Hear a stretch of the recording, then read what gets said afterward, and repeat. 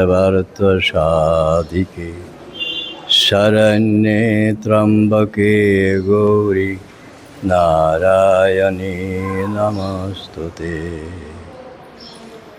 आज कार्तिक मासेर शुक्लपक्षेर नवमी तिथि। आमादेर सनातन धर्मेर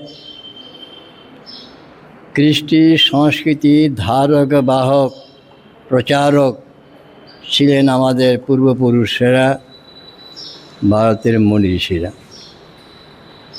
তারা দীর্ঘকাল তপস্যা করেছেন হিমালয় গুহা কন্দরে। কেউ বা জল পান করে, কেউ বা বায়ু পান করে দীর্ঘকাল সাধনা করেছেন। সাধনার পরিসমাপ্তিতে তারা বুঝতে পারলেন, জানতে পারলেন মার কৃপাতে যে সব কিছুর মূলে হচ্ছে মা আদ্যাশক্তি। মা আদ্যাশক্তি বিভিন্ন রূপে বিভিন্নভাবে বিভিন্ন সময়ে এই মর্তে আবির্ভূত হয়েছেন।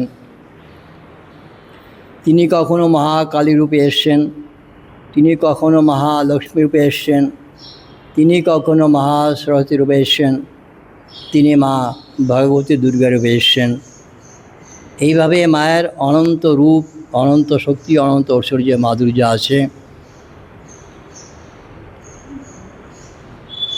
বসন্তকালের মার যে পূজা হয়, বাসন্তী মায়ের পূজা হয়।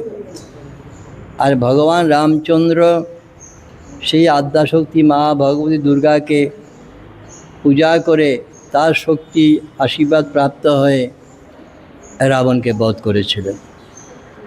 তাই শরৎকালে ভগবান রামচন্দ্র অকাল বোধন করে মাকে জাগিয়ে মার শক্তি কৃপা লাভ করে অশুভ শক্তিকে, দানবীয় শক্তিকে বিনাশ করেছে। শরৎকালে দুর্গা পূজার পরেই কার্তিক মাসের শুক্লপক্ষের নবমীতে মায়ের আবার আবির্ভাব। মায়ের সেন এই মায়ের পূজাও, অর্থাৎ মা সমস্ত জগৎকে ধারণ করে আছেন। সৃষ্টির মধ্যে কত প্রাণী আছে, মানুষ, পশু, পাখি, কীট, পতঙ্গ, বৃক্ষলতা সবকে মা ধারণ করে আছেন। তাই তাকে বলা হয় জগদ্ধাত্রী। মায়ের পূজা দুর্গা পূজার মতেই মহাসপ্তমী, মহাঅষ্টমী, নবমী, দশমী আর আগের দিন হয় ষষ্ঠী বোধন। আমাদের উত্তর পূর্বাঞ্চলে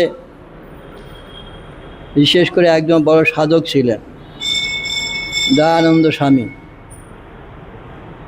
চন্দননগরে 3 দিন সমারোহে মায়ের পূজা হয়। আগের দিন অধিবাস হয়, তারপরের দিন দশমীতে মায়ের বিসর্জন হয়। তো আমাদের উত্তর পূর্বাঞ্চলে মার পূজা একদিনই হয়, 3 বার হয়। দয়ানন্দ তিনি খুব মাতৃ সাধক ছিলেন। রামপ্রসাদ রামকৃষ্ণের মতোই, মামা খেপার মতোই মাতৃ সাধক ছিলেন। অষ্টমী দিন ভোরবেলা ব্রাহ্ম মুহূর্তে